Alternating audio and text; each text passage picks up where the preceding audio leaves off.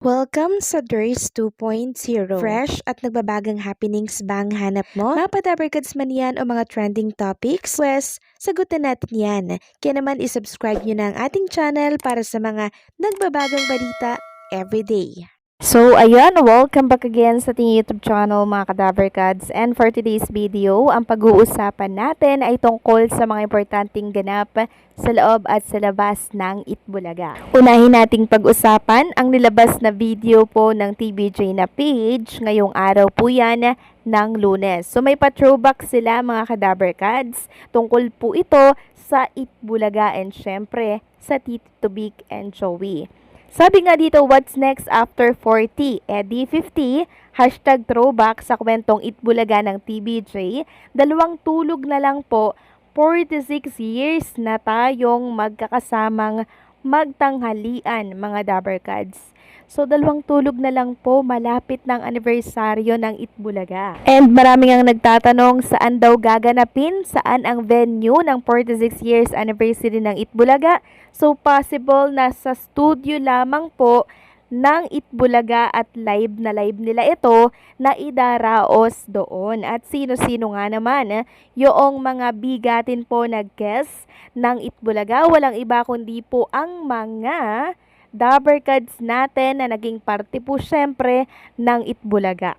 Samantalang kagabi naman mga Kadabarkads, kasama po ni Maine Mendoza, si Maha Salvador, si Chamito, and syempre, eto pong asawa ni Maha Salvador. So birthday kasi nitong si Rambo Nunez, kaya naman etong mga Dabarkads natin ay magkakasama po. Hindi ko lang sure kung imbitado dito si Miles Ocampo. Samantalang si Wally Viola po at yung kanyang asawa, si Mergine, ay nakiusap po sa trend ngayon dito sa TikTok. Yan po yung pagod na ako with matching dance po mga Kadabarkads. Ito yung ginagamit yung voice nitong si Daniel Padilla. And makikita nyo nga dyan na enjoy ang buong pamilya ni Jose Manalo habang sila po ay nagti-TikTok. Samantalang, pag-usapan naman natin mga Kadabarkads, yung naging topic natin kahapon, yung tungkol po kay Lucky Robles na kung saan isang netizen nga po ang nagsabi,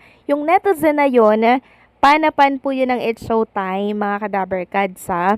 And sabi niya nga po, isa daw sa bumuboses itong si Lucky Robles sa tawag ng tanghalan pag grand finals na po no, or weekly finals po ng tawag ng tanghalan. So ngayon meron kasing mga umaalma na hindi naman yan empleyado ng It's Showtime, mismong yoong pan po ng It's Showtime yung nagsabi noon, hindi po sa akin ang galing. And meron tayong screenshot na inilagay po sa update natin kahapon. And wala namang masama mga Kadabarkads kung empleyado siya ng It's Showtime tapos sumali siya sa programa ng Itbulaga, 'di ba? Nakakatuwa nga po 'yun kasi ibig sabihin lamang talagang friendly competition lang ang nagaganap at walang masamang tinapay sa Itbulaga at syempre sa mga taga It's Showtime. Samantalang, Dulce meron pong statement para po sa clone niya na si Rochelle Santos. Yes po mga Kadabarkads. Sabi nga po, congratulations daw kay Dulce Rochelle Santos. I'm so proud of you and thank you for singing the gospel version of Ako ang Nagwagi. God's divine favor is yours in Jesus' name.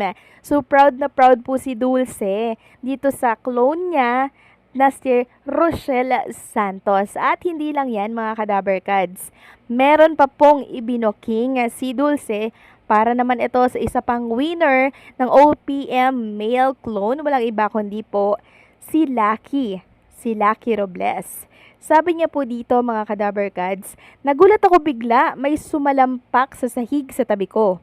Akalain ko bang makikita kita agad-agad today? Kakapanalo mo pa lang kanina. Congratulations OPM Male Clones Grand Winner Lucky Robles, Gary Valenciano clone.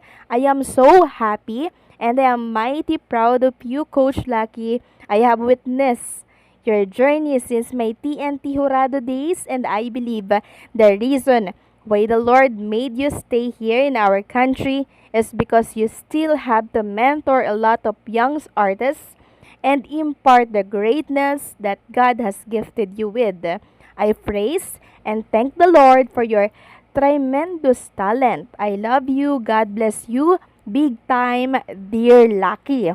So, yun po yung statement ni Dulce na talaga namang nakaka-proud lang.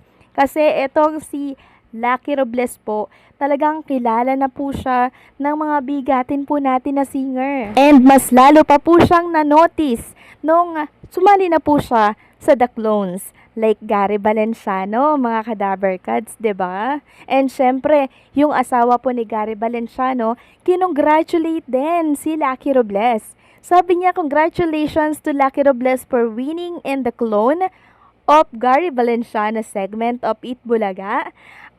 Go to 45 minutes daw and 45 seconds. My husband is so proud of you. Tapos sinag niya po si Lucky Robles. At ang sagot naman po ni Lucky Robles, maraming salamat po Sir Gary Valenciano and Ma'am Angeli Maria Ann Elizabeth Valenciano. Na-motivate po ako lalong pagbutihin sa grand concert ng The Clones. God bless you both and your family. Glory to God. So grabe, nakaka-amaze po mga Kadaver Cards. Itong mga grand winner po ng The Clones natin dahil talaga naman pong pinipray sila, no? Talagang pinupuri po sila ng mga bigatin po na singer kasi na-notice nga nila kung gaano kahuhusay etong pinili po at sinala ng Itbulaga dito po sa The Clones. And hindi po biro mga Kadaver Cats, mapansin ka, no? Ng mga bigating singer, no? At dito po sa ating bansa. Kaya hanggang doon na lamang po yung kasiyahan netong si Lucky Robles. And hopefully itong si Rochelle Santos, nabasa niya sana, no? Yung pagbati po nitong si Dulce sa kanya. Parang hindi pa kasi niya ito nasasagot mga Kadaver Cards. Pero once na nalaman niya to, syempre mas masaya po yun. Kasi na-notice siya ng mismong Dulce na ginagaya niya po mga Kadaver Cards. So ngayong araw po ng Lunes, panibagong batch ata yung isasalang po dito sa The Clones.